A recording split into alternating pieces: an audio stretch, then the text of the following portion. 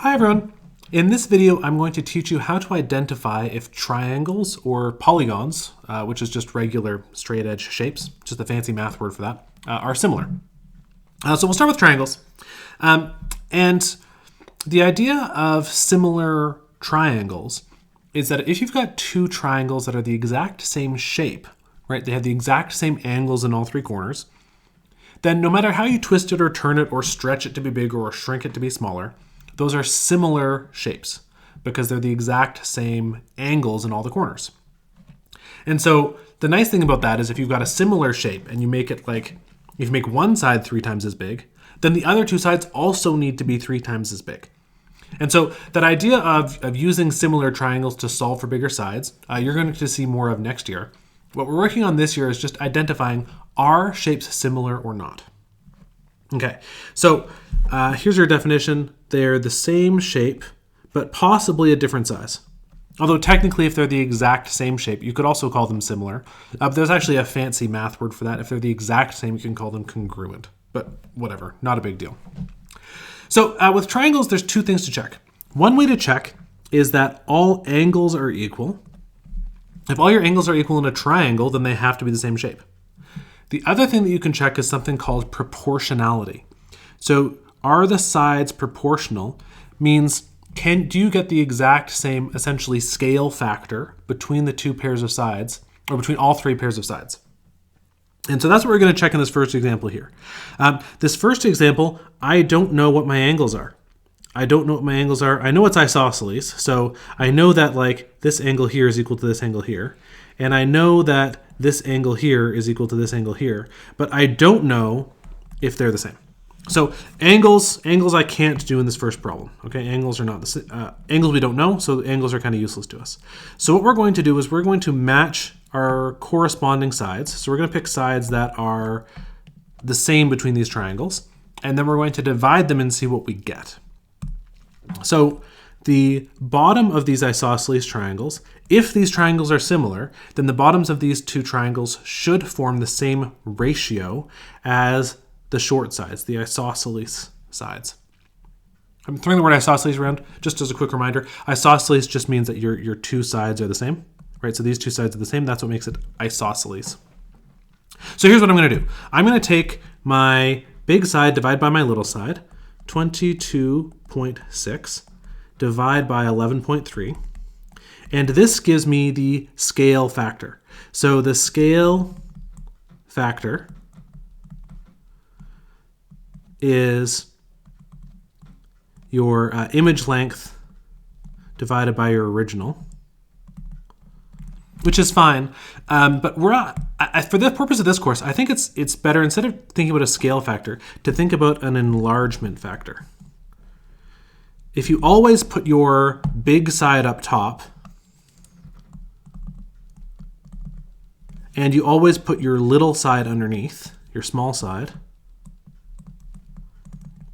then you're always going to get a number that's bigger than 1, which means you aren't going to get ugly small decimal numbers. And you'll notice that that's what I've done here.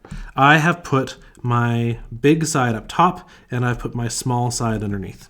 And that's how I'm going to show it every time. Technically, you could do it the other way around, but if you always make your bigger side on top, then you're less likely to get confused or make certain types of mistakes, which I'm not going to go over because I'm never going to make them, because I'm always going to put my big side up top. So now what I'm going to do is I'm going to do my 22.6 divide by my 11.3, and this is my enlargement factor. Oh, so it's enlarged by a factor of 2. And what this means is that 22.6 is double the size of 11.3. So 22.6, centimeters, is 2 times 11.3 centimeters. And maybe you've got a mental math that you can actually see that and just do it in your head, which is fantastic. You can skip the calculator step if you like. Now, this means that the bottom of this triangle is exactly double the bottom of this triangle. So it's 2 times as big. So if these are similar, this also has to be times 2. So is this 2 times bigger? If so, it's similar. If it's not 2 times bigger, then these are not similar triangles because they don't have this proportional sides. So let's take our other two sides, and I'm going to do my big side, 14.5, and I'm going to divide by my small side, 7.25. And what do I get? 14.5 divided by 7.25, and I get 2. Fantastic. And since these are the same, that tells us that these are similar. And our enlargement factor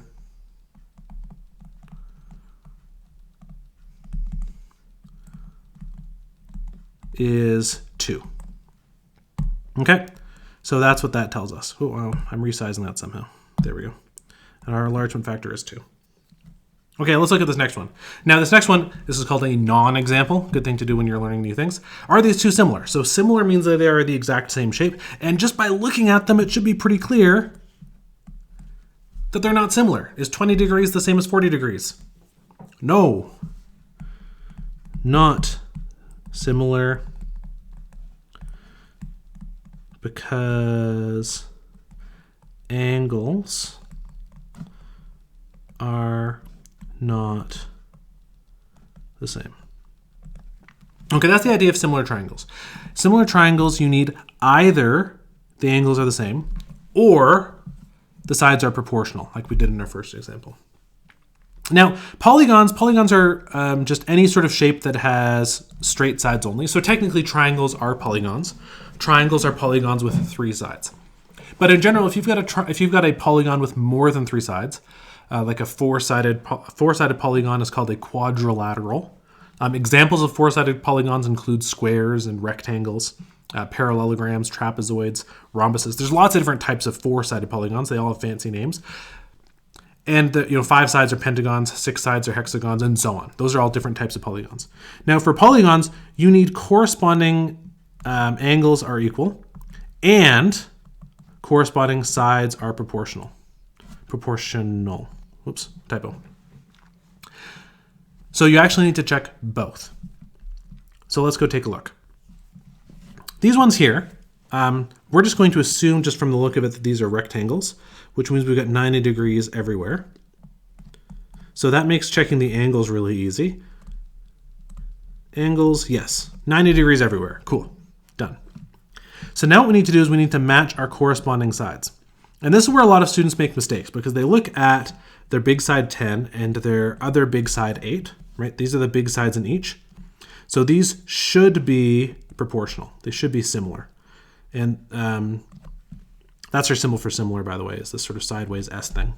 So if those are similar, then these small sides, 8 and 6, should also be similar. So are they similar?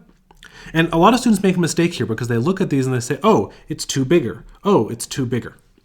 But we aren't looking at adding. You actually need to divide. Right up here, you divided the big side by the small side. So it's not plus or minus, it's division. And that's a very common mistake. So let's set this up with division. So our big side is 10, and our other big side is 8, right? And I'm doing so our length, I guess, maybe I should use the word length. The length in the big rectangle is 10, and then the length in the small rectangle is 8. And for consistency, I'm always going to do the larger shape up top. So I'm going to do 10 divided by 8. And 10 divided by 8 gives us an enlargement factor of 1.25.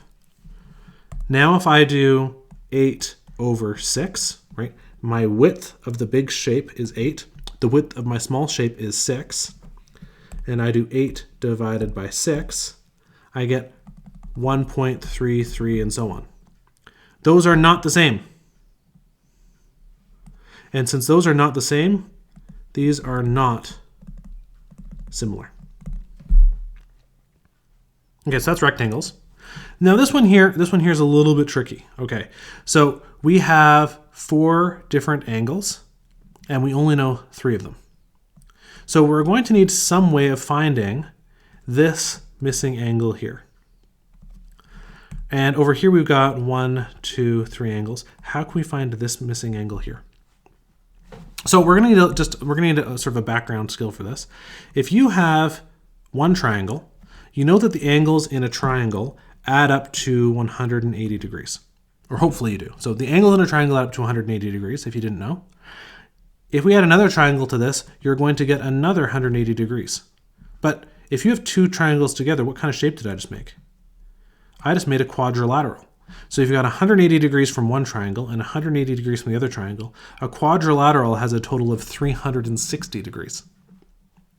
So that means that this missing angle here, let's, instead of question mark, let's call that x, I guess. We know that x plus this plus this plus this, right? All four of these angles together add up to 360 degrees. Or in other words, 360 degrees minus the three angles I know. So minus 45, minus 85, minus 70 is going to be x. Because there's 360 degrees total. I've used up some angles here, used up some here, used up some here. Whatever's left is x. So I'm going to do 360 minus my three angles. 45 minus 85 minus 70.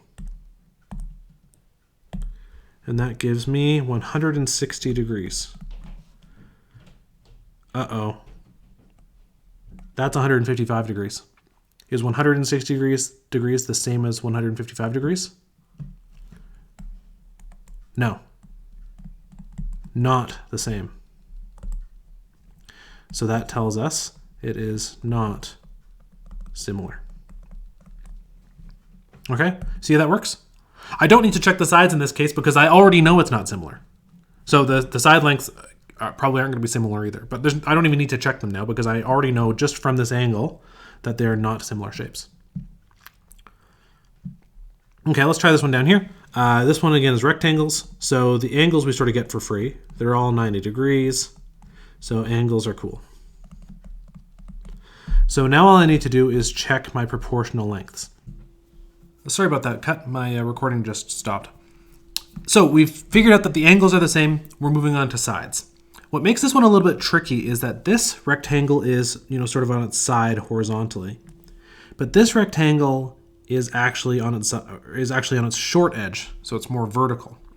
So when you're matching the sides, you need to be very careful that you're matching what are called corresponding sides.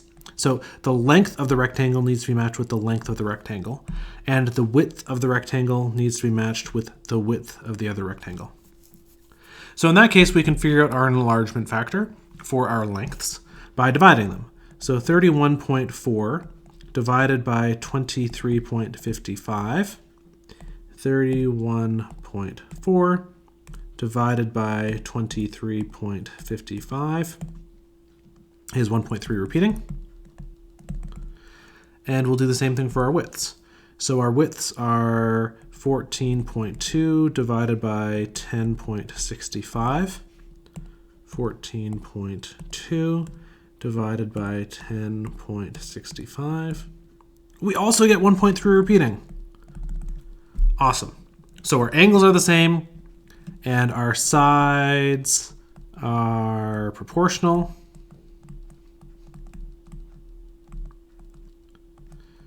So yes, they are similar. And if you care, the enlargement factor is 1.3 repeating. Okay, last example. This one here, it's a quadrilateral. So remember, we're going to need to check the angles and the sides. And in this case, we're missing an angle. I don't know this angle here. Let's call that x, I guess. So we're going to find our missing angle the same way. We are going to do our full 360 degrees in our quadrilateral minus the three sides or three angles we know. We know this angle up, this here is 110, minus 85, minus 75. So 360 minus 110 minus 85 minus 75 is 90 degrees. Perfect, which is what we want here. And actually, that's all we need to check. Because we know that this matches, this matches, this matches, this matches, the last one is going to have to match, if that makes sense. Because this last one here is going to be 360 minus 90 minus 75 minus 85, which are the other three angles here. 90, 75, and 85. Well, we already know that's going to be 110 because we just added those up over here and figured out they already add up to 360 degrees with the 90 degrees we got. Okay, so our angles are good. Our angles are good. So now we need to check if our sides are proportional. And this one is actually kind of nice. If you're good with your mental math, how do you go from 10 to 5? Times 2, or from 5 to 10 rather. From 10 to 20 is times 2. From 9 to 18 is times 2. And from 11 to 22 is times 2. So doubling I can do in my head.